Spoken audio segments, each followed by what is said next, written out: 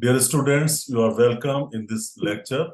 I am Dr. Dinesh Kumar, Principal Scientist, Division of Agronomy. Today is 23rd February 2025 and time is about 15 past 6 p.m.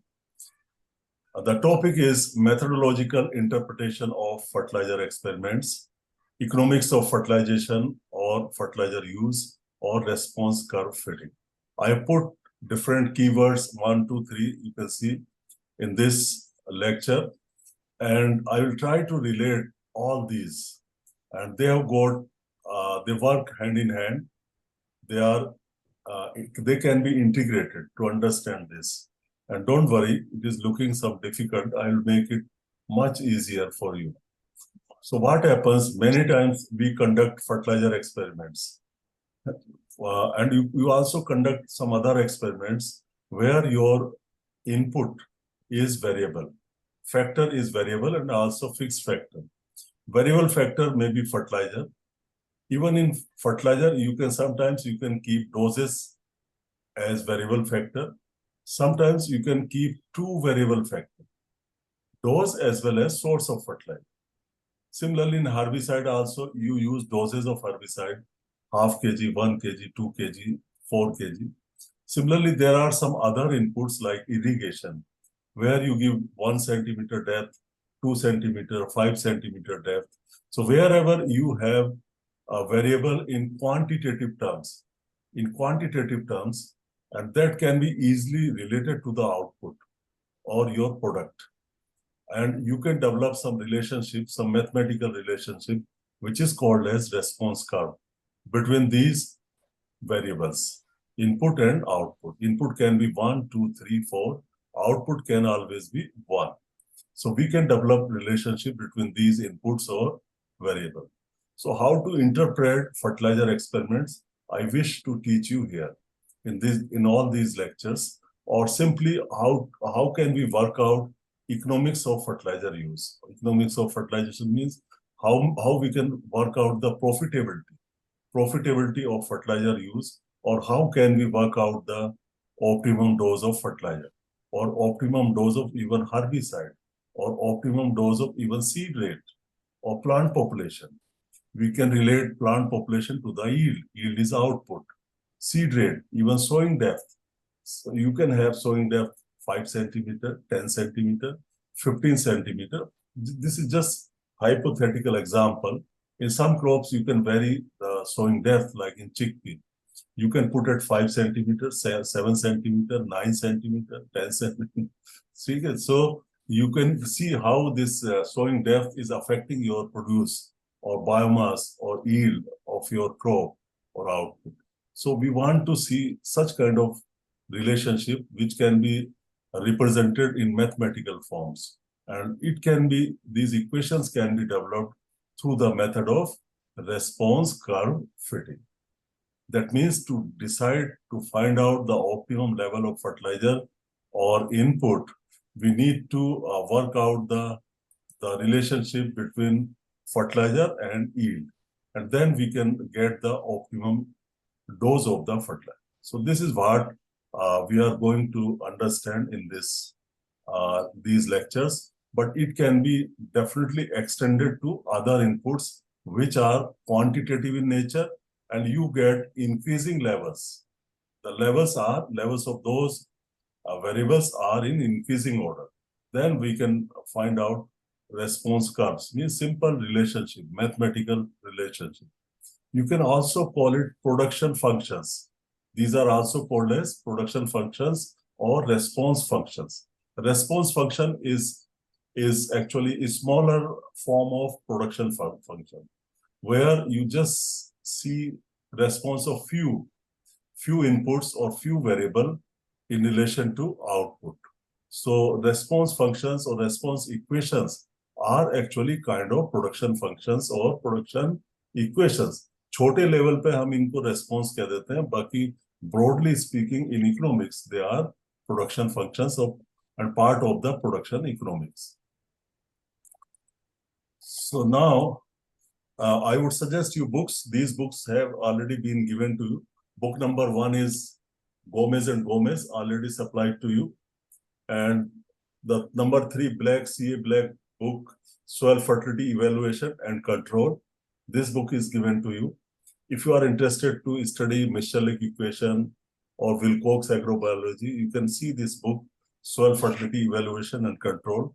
Don't read the whole book, only the portion which is of your interest. Read only that portion, not required to consult whole book. Book number 2 is not available for you.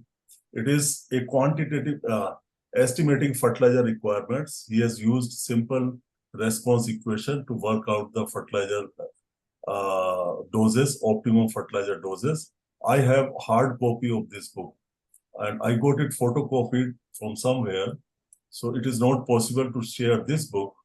But if you come to IRA or Delhi, I can give you, you can get further photocopies. Estimating fertilizer requirement. But I believe that you would not require this book because most of the extracts of this book I will include in my lectures. So don't worry about it.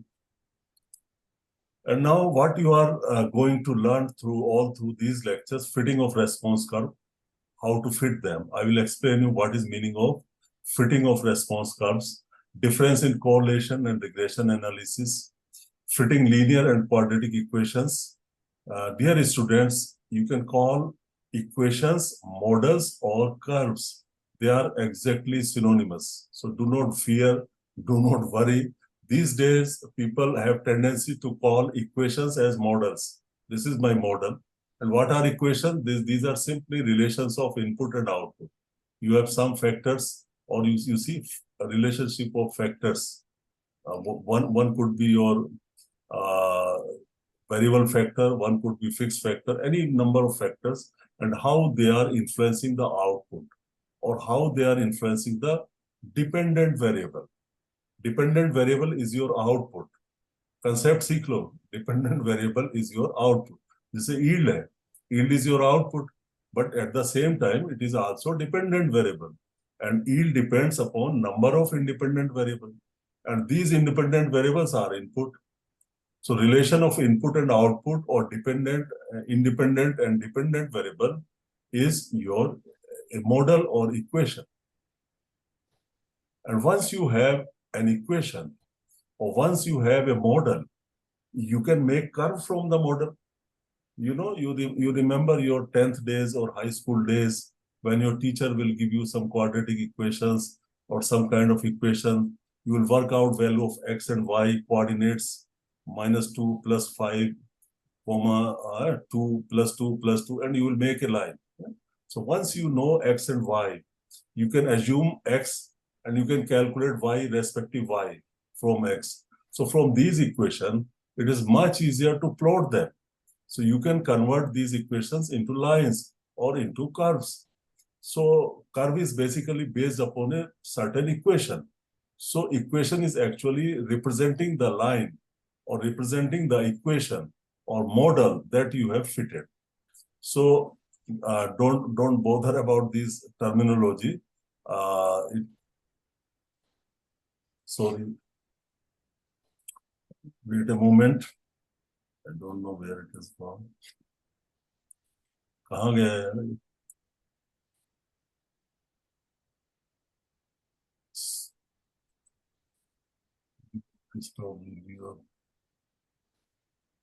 इसको कैसे चलाना है यार? मुझसे नहीं चल रहा है पलाश. फुल तुम कर दोगे फुल इसको video?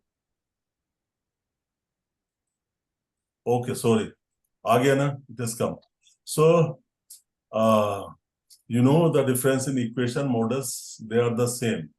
Now if you got relations of fertilizer doses to the yield, you can easily find out the optimum dose by estimating the equation, and then from this equation you can make a line or you can determine the optimum dose of the fertilizer. So basic idea is to determine the optimum dose of fertilizer. But through all this, you will learn many new things. You will learn what is correlation, what is regression, what is analysis, what are different tests that are used to see the different equations. They are linear, they are quadratic. So some statistics is also intrinsic part of these lectures. They will definitely help you. Now, there are number of uses of response curves. So we'll see what are the uses. Fitting of response curves in Excel. So this will definitely help you in your thesis, MSc thesis, or any thesis. Our students are now regularly using this knowledge of correlation and regression in their thesis. Every thesis they have. So I'll teach you how to find out equations through using Excel and make the lines. And interpretation of results, I will explain you. And finding the best response curve or model. You have data of independent variable and dependent variable. So this particular data, which model it is following? Is it linear model? Is it quadratic? Is it cubic? Or is it some higher order equation? So all such knowledge will be shared with you. Now you see simple economics, how to work out the simple economics of fertilizer or any input. So what you are doing, as I was discussing in law of diminishing return, that at one point you need to fix the cost, fixed cost. Of course, it has two kind of cost, fixed cost and variable cost, when we work out the common cost of cultivation. But here all other costs are fixed, and we just make variable cost for the input for which we want to work out the economics. Suppose you are doing fertilizer experiment. In fertilizer experiment, all other input costs will be same to all treatment.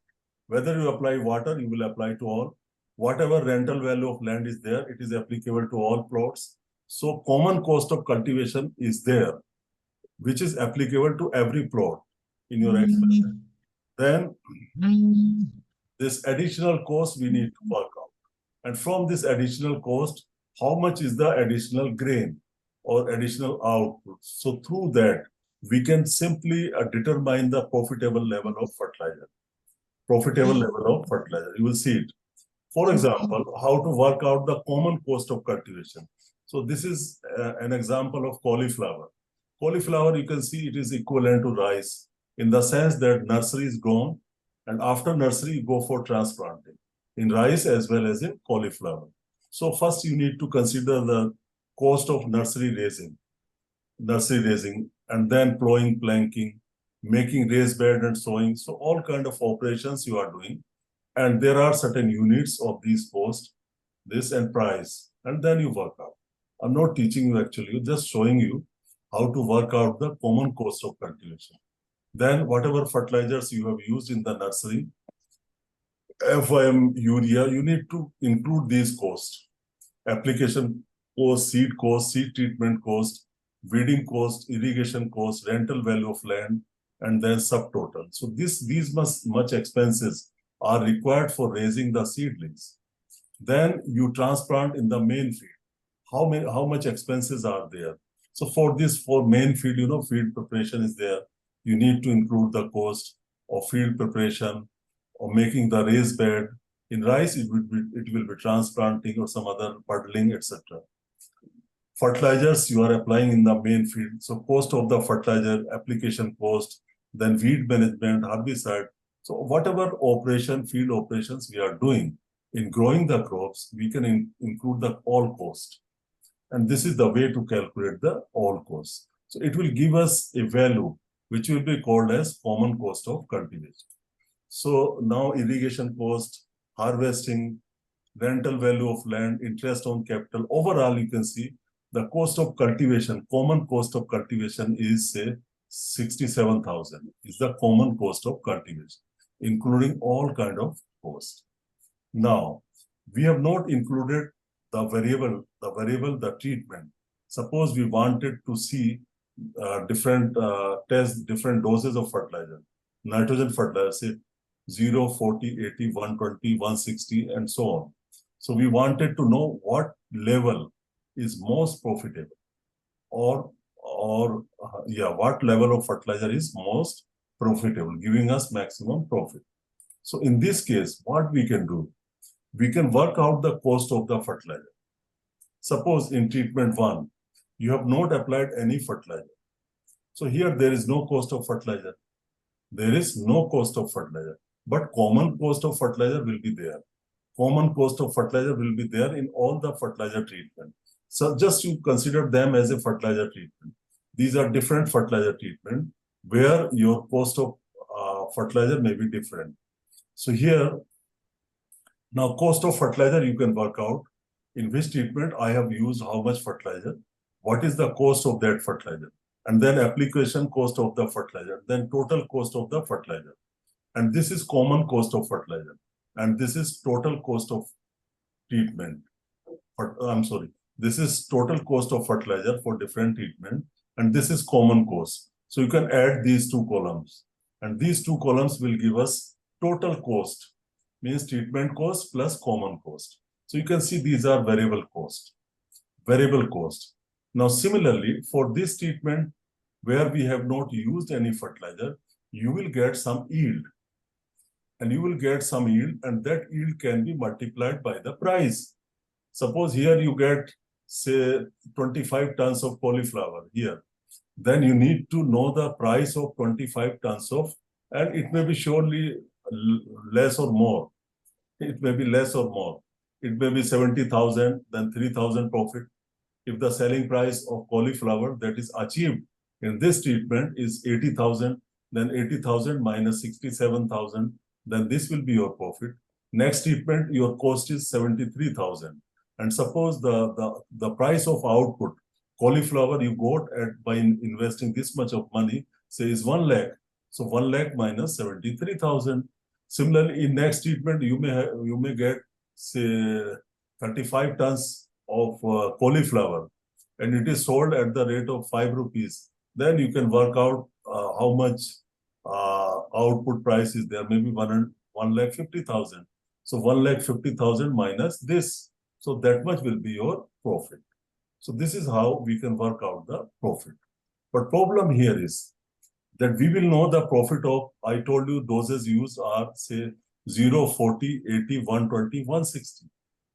Your dose may be either 160 more profitable or 120 or 80, or it may be the lowest dose, 40 kg. But all doses cannot be profitable. Only one dose will give you more profit. Okay. Suppose it is 120 dose, which is giving you more profit or most profit. But it could be 110, it could be 112, it could be 115 also. Because we have tested only 120. We have not tested 115. So we need to make predictions. Here we need to make predictions by developing relationship between these doses and yield. Doses are 80, 120, 160 or 40. So we need to develop some relation. At 40 fertilizer rate, we have got, say, 25 tons. At 80, we have got 35 tons.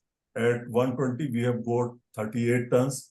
At higher other level, we have got 36 tons. Maybe it can decrease. At 160, we have got. So likewise, we need to develop a relation, mathematical relation between input and output to find out the optimum level. You got clear? Means these are graded levels, 80, 120, 40, 80, 120, 160. Graded level, but we do not know what is happening in between these levels. What is happening between 40 and 80? It could be 50. 50 may give you the best result. Likewise, between 120 and 160, it will be 130 may give you the best profit. So I'm telling you the weakness of this system and also telling you the importance of response curve fitting. Okay, I'm telling you these things. So here you can see we normally work out like this. It is giving us idea that this particular treatment was beneficial, but we could not decide the optimum dose. We can know simply that 80 gave maximum profit, 120 gave maximum profit, or whatever dose has given maximum profit.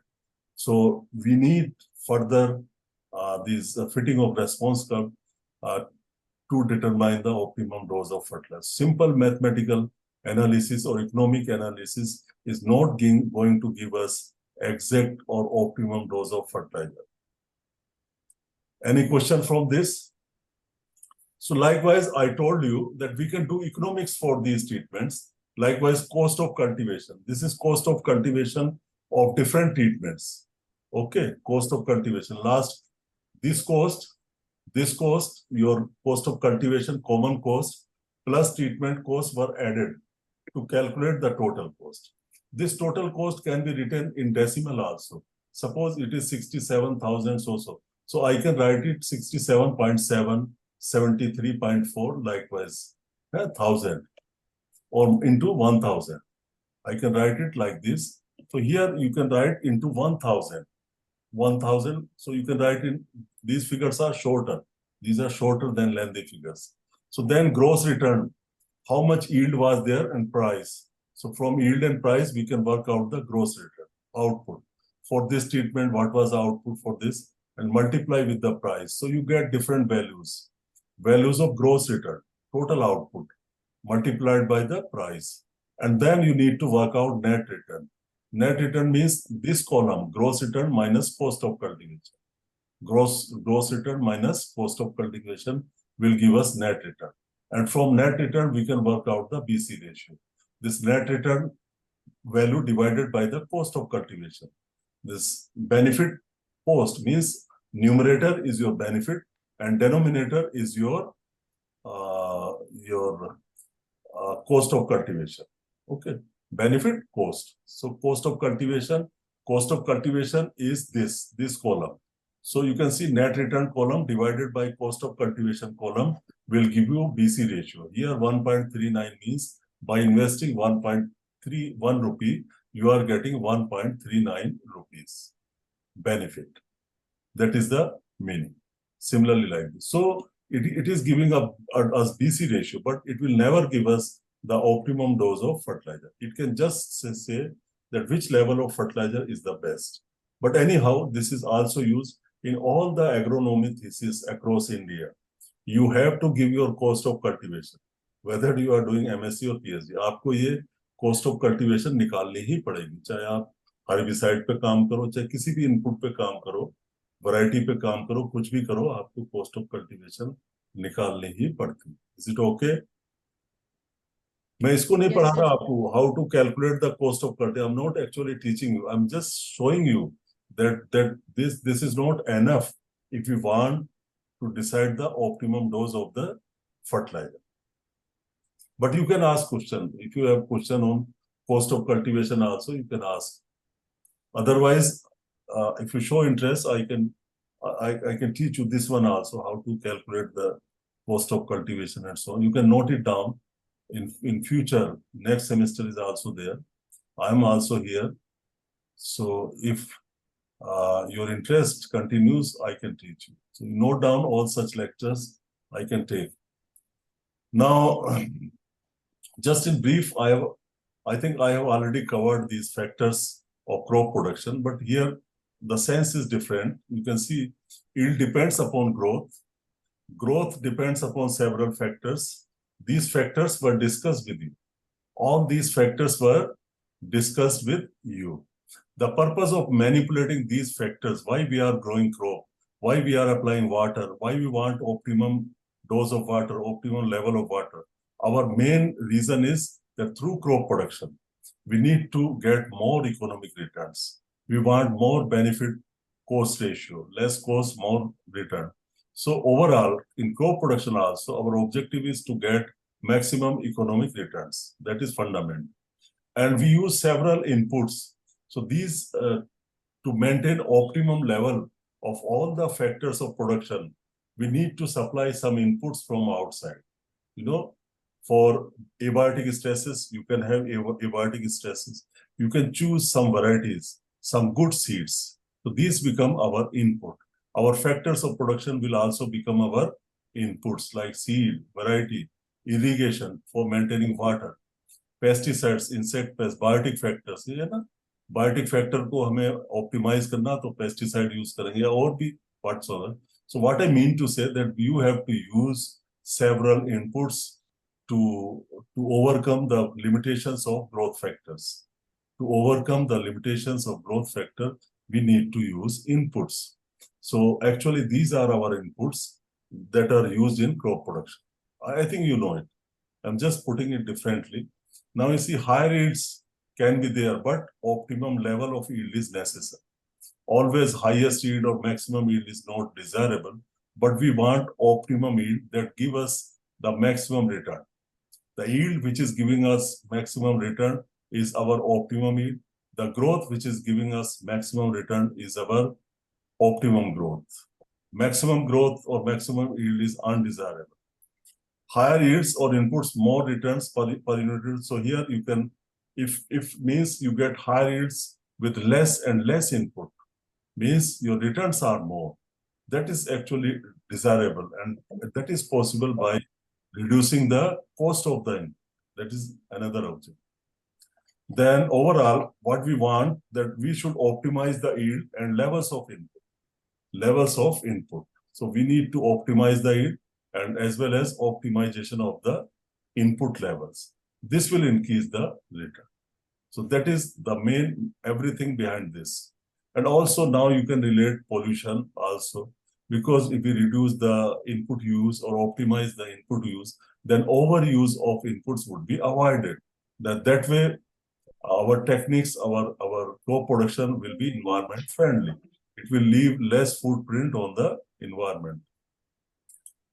Now, just restrict to fertilizer only. How much fertilizer should be applied to get maximum yield? Now, I'm not talking about what are other inputs, just restrict only to the fertilizer. So how much fertilizer should be applied? And here fertilizer doesn't mean just nitrogen, phosphorus, potash. You can take any fertilizer. This is for applicable for any fertilizer. So how much fertilizer should be applied to get maximum return? Now question comes, what should be the dose of fertilizer? So what should be the methods, or how can I know that what is the optimum dose of fertilizer? The first question comes that how much fertilizer should I apply? That is the question. On what basis I should apply or use the fertilizer? First thing is visual plant diagnosis. I can go to the field. I can see whether crop is suffering from nutrient deficiencies. You got nutrient deficiency symptoms for NPK, zinc. All nutrients, the symptoms of deficiency are available in books, are available with the experts, and also symptoms of excess use. Sometimes excess use or excess levels of nutrients also show some symptoms. So they can be recognized. Symptoms for deficiency and symptoms for toxicity, you can say toxicity, can be identified. And first thing is that you are not sure, because many times the deficiency symptom of one nutrient could be similar to the toxicity of another nutrient. It is also possible. But yet it can give you indication that your nutrient may be deficient in particular nutrient. Most of the cases, farmers are able to identify deficiency symptom of nitrogen, potassium, and up to some extent iron and zinc. These are the four nutrients which have very obvious deficiency symptoms. So, but okay, you have seen that my older leaves are green, are yellow, and older leaves are yellow, and they are showing nitrogen deficiency symptoms. You could be sure also, and you could be unsure also. Suppose you are sure that my crop is suffering from nitrogen deficiency. Then can it tell us how much nitrogen should I apply?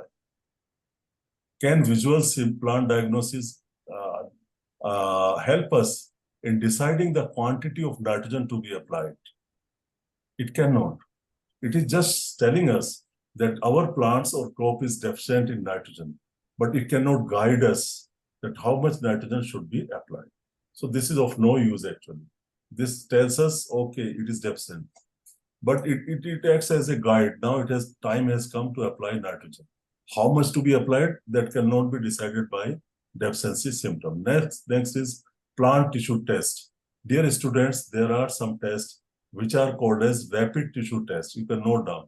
Rapid tissue test. Rapid tissue tests are also called as plant tissue test.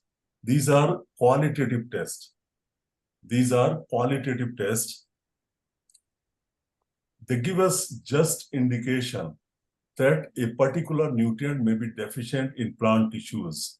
What are plant tissues? Plant tissues can be leaves, plant tissue can be stem, it can be root, it can be top, it can be any plant part.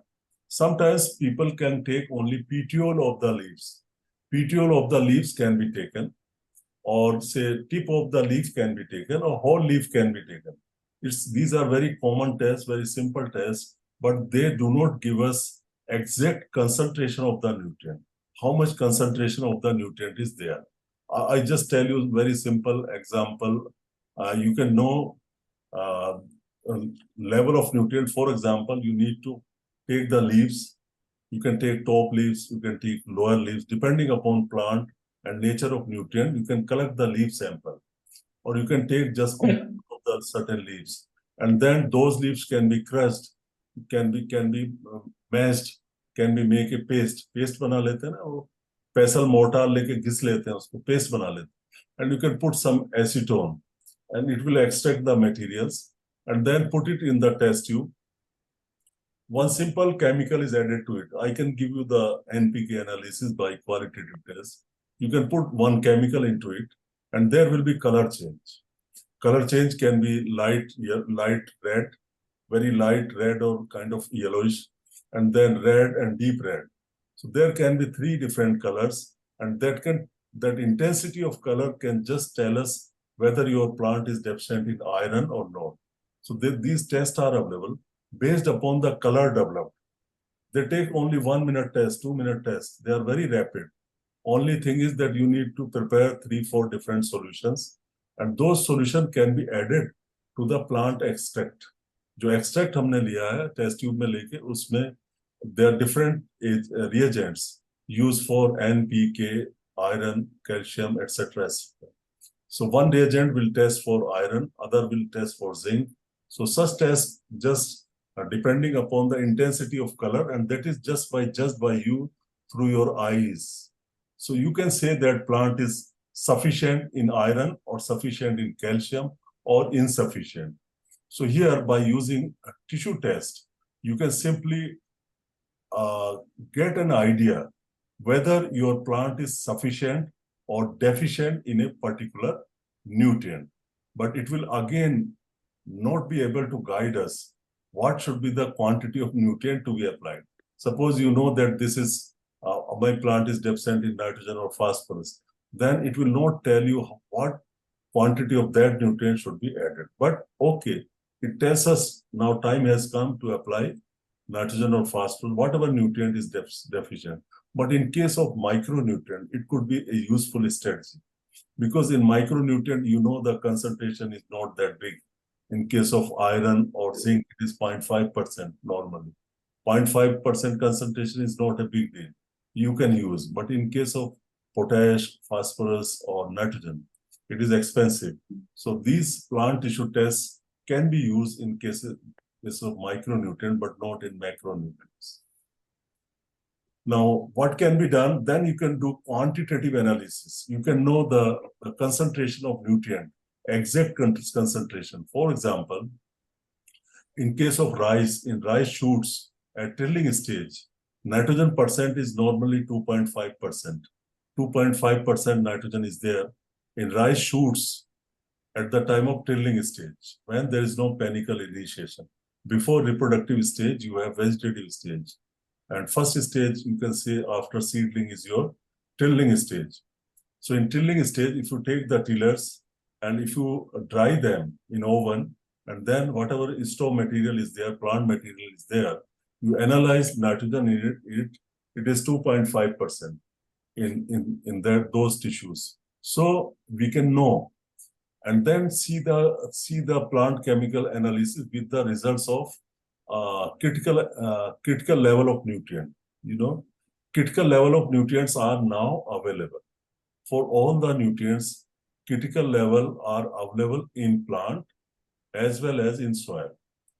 So this critical level is also with respect to plant as well as with respect to soil. I will explain it at a later stage. So by seeing the critical level, we can see whether the critical level has crossed. Means then if it is below the critical level, then definitely your plant is deficient in that particular nutrient. Suppose I told you 2.5% is the critical level, and there should not be there should not be nitrogen less than this level, 2.5%. Then the time has come that we should apply nitrogen. But again, this plant chemical analysis, relating it to the critical analysis, it cannot guide us to decide the quantity of fertilizer to be applied. Is it correct? इसको हमने analysis कर लिया. Suppose zinc का हमने करना, zinc का हमको पता है 20 ppm कम से कम होना चाहिए. Suppose 20 ppm critical level of zinc, then it should not be less than this. Okay, my rice contains say 10 ppm zinc. That means time has come to apply zinc. But how much zinc to be applied? This plant chemical test or percentage will not guide us. So these critical values can be related to this plant chemical analysis and also soil chemical analysis. We can see critical values of nutrients in soil also. In soil also, again, for example, for nitrogen, for phosphorus, for potassium, you got rating charts. Those rating charts are available. Now there are 5 categories. One is very low, low, high, very high. Now, instead of 3, now 5 categories are used by ICR and Ministry of Agriculture. So we can see it has to be high or very high. If it is medium, if it is low, if it is very low, then first 3 categories are considered as insufficient. And high and very high is considered as sufficient. So in your soil, if these nutrients are either medium, low, or very low, then they are below the critical level, you can say. So you need to apply those nutrients. And again, how much to be applied? Similarly, critical level for zinc is 0.6 milligram per kg soil. Then it should be more than that in the soil. But again, this critical level in soil cannot guide us that how much nutrient should be applied or zinc should be applied. So these critical values are just indicative whether your plant is sufficient or insufficient. It can never guide us the quantity of nutrient to be applied. Now again, soil chemical analysis, soil testing, it gives us guide that this much is the level. Suppose your phosphorus is say 5 ppm. 5 ppm means 10 kg per hectare. 5 ppm means you multiply ppm by 2.24.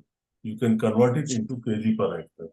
ppm multiplied by 2.24, you can convert to kg per hectare nutrient. Suppose your any nutrient is anyways, I end it here and continue tomorrow. Okay. See you tomorrow. Thank you very much. It ends here because Thank you. time is over. Thank you. See you at 5:30. Thank you, sir. Bye. Thank you, sir. Okay.